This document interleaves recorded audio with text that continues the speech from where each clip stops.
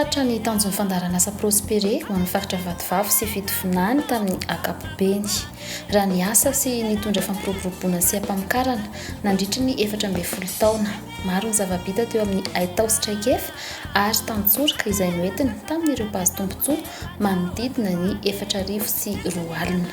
Ataontsika hoe any amin'ny 70 na 5,70 isan-jato tany no fahatratrarana ny tanjona raha tety amin'ny faritra. Ny 5 isan-jato sy tratra moa dia miankina amin'ny fiovavan'ny toetrandro. Teo amin'ny ataontsika hoe mbola fahivan'ny fahaizana mamaky teny sy manoratra aty amin'ny faritra ary teo ihany koa angamba ataontsika hoe mbola tsy fahatomombana ny fandraisana anjaran'ny vehivavy ao amin'izay mpiarina. Nanomana rafitra mpandimby ny programme Prospere na avy ao amin'ny sehatra tsy miankina na amin'ny ara-panjakana. Ireo no anoya ireo lay mbola tsy tratra ankehitriny zany miaraka amin'izay fandaharan'asa ihany koa mety ho avy etỳ amin'ny faritra amin'ny fotoana manaraka. Tsy ampiarina tantely, berose, lavanilina, jirofo, akondro, litchi, ny setrinjono ary ny rary no nomendanja tany amin'ny faritra iny. Ka na dia tapitra aza ny fandaharan'asa dia misy ny rafitra mpandimby hanohy ny asa ho fampaharetana ny zava-bita rehetra amin'ny alalan'ny KIF na coopérative ifanohitra sy ny CCI faritra fitovinany. Vinavina izay ataonay dia ny fanohizana an'ireo traikefa fananana sy fanohizana an'ireo asa izay nataony fandaharan'asa fanohitra.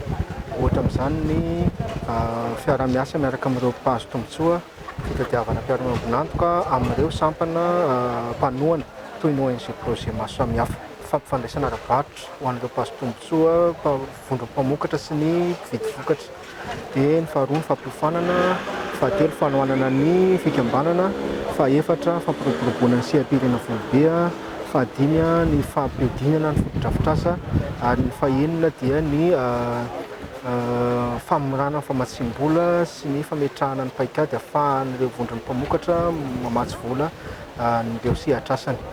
Dia ny farany moa izany dia ny resaka fanjohiana sy ny fanaramaso ary ny resaka serasera. Izay zany dia ny ao amin'ny rafitra coopérative ifanohitra zany dia vonona ny anohy sy apiroborobo ireo lova izay nampitany fandaharan'asa fanohitra. Marina moa fa ny eo anivo ny Ministera ny Fambolena sy ny Fiompiana amin'ny alalan'ny DRE Vatovavo sy fitovinany no anohana sy hitaritarana ireo rafitra mpandimby ireo ary izy ihany koa no andrindra ny fitsinjarana ny fitaovana sy ny fotodrafitrasa napetraky ny fandaharan'asa Prospere. Mijery ny paikady rehetra ny ministera fanamorana ny fahavitantena ara-sakafo ireo mpamboly sy mpiompy atao amin'ny faritra.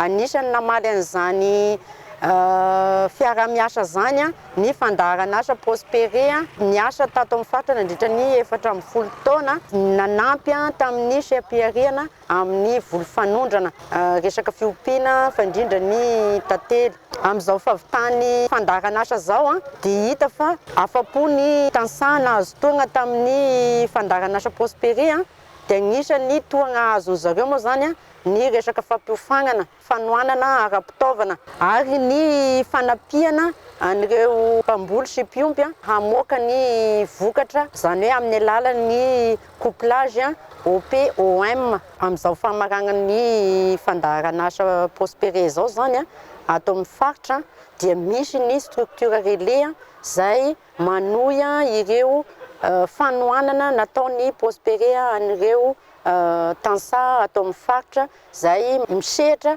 ao anatin'ny sehampiariana fandrindra amin'ny voly fanondrana. Ny talata 12 martsa 2024 tao Manakara no nitanterahana ny atrik'asa fanakatonana tamin'ny fomba ofisialy ny fandaharan'asa Prospere ho an'ny faritra Vatovavy sy fitovinany.